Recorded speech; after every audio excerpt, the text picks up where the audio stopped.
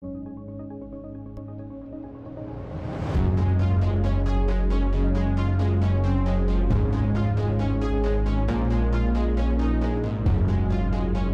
boom, just like that, we have another interview planned. And this one actually has a date, by the way. The New York Jets are set to interview San Francisco 49er defensive coordinator Robert Saleh on Friday. That's huge. Okay, now Salah obviously was a very popular candidate going into it. He's clearly been linked to teams like the Detroit Lions, to the Atlanta Falcons. Coming over from San Francisco, running that 4-3 defense, he's had tremendous success.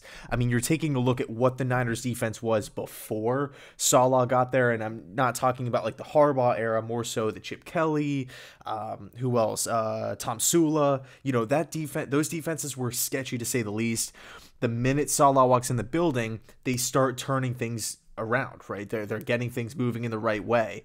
And then all of a sudden, boom, you add Nick Bosa to that mix. You sign a couple of free agents, and this defense is one of the best in the league. I mean, you're starting to take a look really at all of these players contributing on the 49ers defense.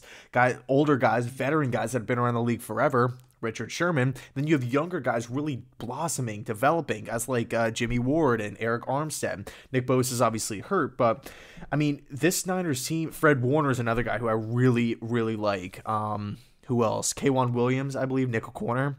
So really, when you're taking a look at Robert Saleh, who the heck is this guy?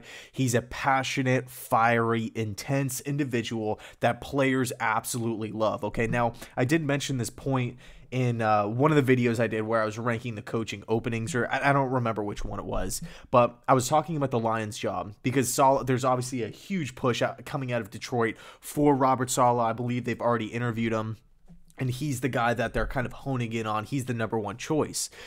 So when I was connecting the dots in that video between the Detroit Lions and Robert Saleh, I made a point about Richard Sherman, right? When Sherman was a free agent a couple of seasons ago when he left Seattle, he had a couple of contract offers, one from the Lions and then one from the 49ers. The Lions offered him more money, but Sherman actually turned it down and opted to go with San Fran because of Matt Patricia, because of how he ran the team, because he couldn't connect with players, because the communication skills and the overall structure of the Lions organization was completely horrible. It was horrid. He loved Salah. He loved San Francisco. He loved the coaching staff in the building. Patricia is pretty much a carbon copy of Adam Gase, but just on the defensive side of the football. So this is the prime example. The reason why I'm bringing this up is because Robert Saleh is the anti-Gase. He's the anti-Patricia. He's fun. He is creative. He gets players to buy in. He gets the players to want to play hard for him. Not the other way around when players are completely taking plays off. They don't care. They hate their head coach. They're open about it, what have you. Robert Saleh comes in the building and immediately jumpstarts the team. He jumpstarts the team. That is always exciting. Okay, so all in all, what I like Robert Saleh here in this situation, I think he would be a better fit for a team like Detroit, or even a team like Atlanta, because I think those are two teams that have a lot of pieces in place. With the New York Jets, this is I feel like you need a builder. I think you need a guy to come in and really have a lot of patience, a guy who can right the ship, a guy who's not really looking for quick fixes. I'm not saying that's what Robert Saleh is, but what I am saying is Pat Fitzgerald from Northwestern has that ability to where he can come into a program, really maximize the talents on every facet of the game and move forward and have patience and build a foundation.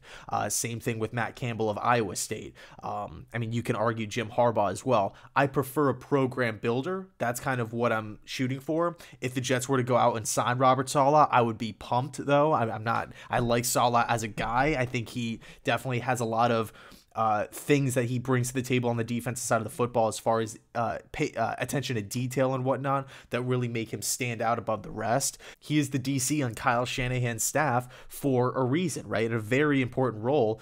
But I mean, again, from top to bottom, this is a guy that players love. The scheme is there. The production is there. And overall, this is the dude who is not afraid to work hard, come to work every day, and really try to get the better of his opponents. He's one of the hardest working coaches in the league today. Just listen to Kyle Shanahan speak about him. Listen to the current 49ers players speak about him. It'll tell you everything that you need to know about Robert Saleh. Complete players coach. Fans will buy in. Fans will love this guy. He gets people excited. He gets people pumped up. Even just like, interviews aside, just his mannerisms on the sidelines after, Bosa brings down the quarterback after they, get an interception or they cause a 3-and-out. He's pumped. He's jumping around with the defensive guy. As soon as that play is made, they're looking over to the sidelines like, where's my guy Salah? Let's go celebrate with him, right? It's one big family, and it's not overly excited like Rex Ryan would get. So Salah, he's set to interview with the New York Jets on Friday. Let's see what happens in between then. We heard the news today that the Jets are also going to be bringing in Aaron Glenn for an interview, so that's interesting. So I'll leave it there. Let me know your thoughts about Robert Saleh. This is definitely one of the ones that I wasn't really expecting the Jets to really be, dipping their toe in, but who knows? We'll see what happens, and thanks so much for watching, and as always, go Jets.